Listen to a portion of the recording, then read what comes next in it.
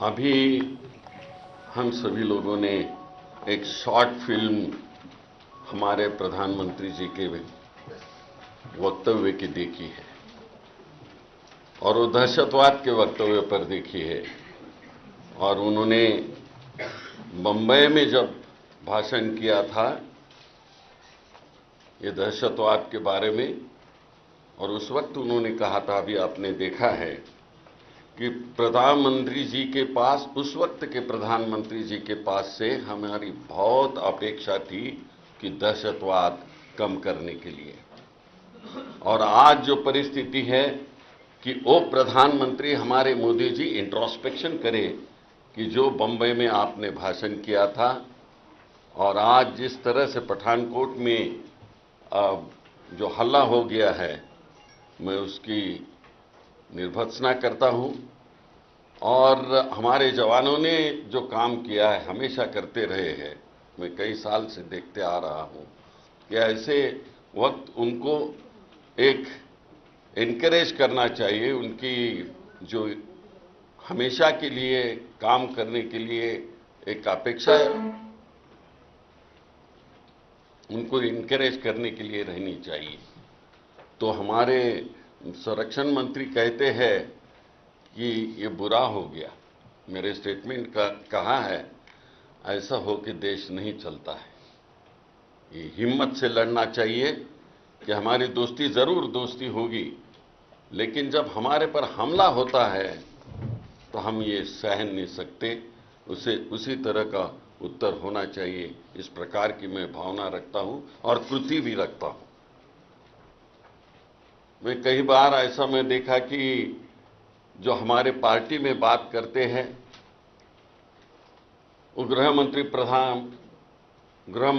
Parliament में बात बनाते हैं उसकी।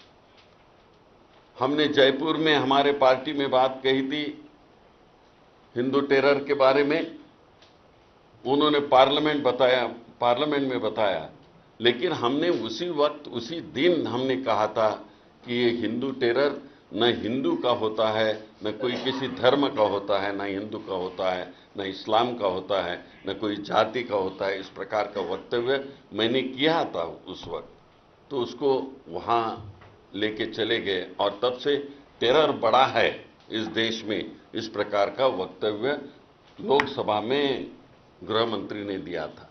मैं आपको याद दिलवाना चाहता हूं कि 99 में 184 जो IC 184 था, वो जब टेरर लोगों ने रोक रखा था और 3 महत्वपूर्ण जो लोग थे उसमें मौलाना अजहर थे प्रमुख और दूसरे 2, और उनको छोड़ने के लिए दिल्ली से सही, असल में तो ये जो 2 लोग कश्मीर में थे उनको प्लेन से लाया गया, तब तक हमारे जो फॉरेन मिनिस्टर है वो यहाँ रुके थे।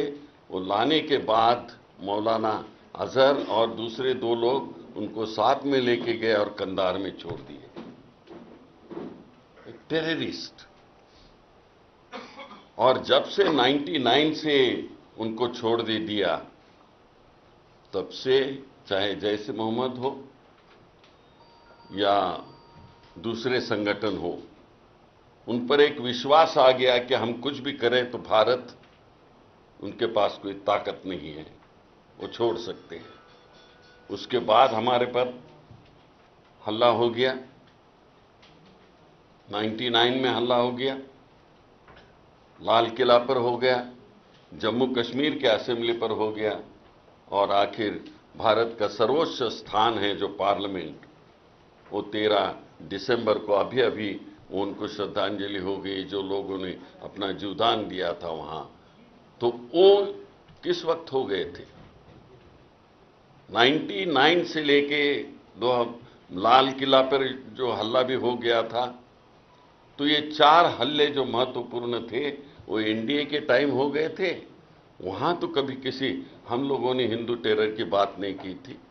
हमारी तो भूमिका बहुत स्पष्ट है कि टेरर किसी जाति का धर्म का नहीं होता है, उसका रंग कोई नहीं होता है, लाल होता है या हरा होता है या भगवा होता है।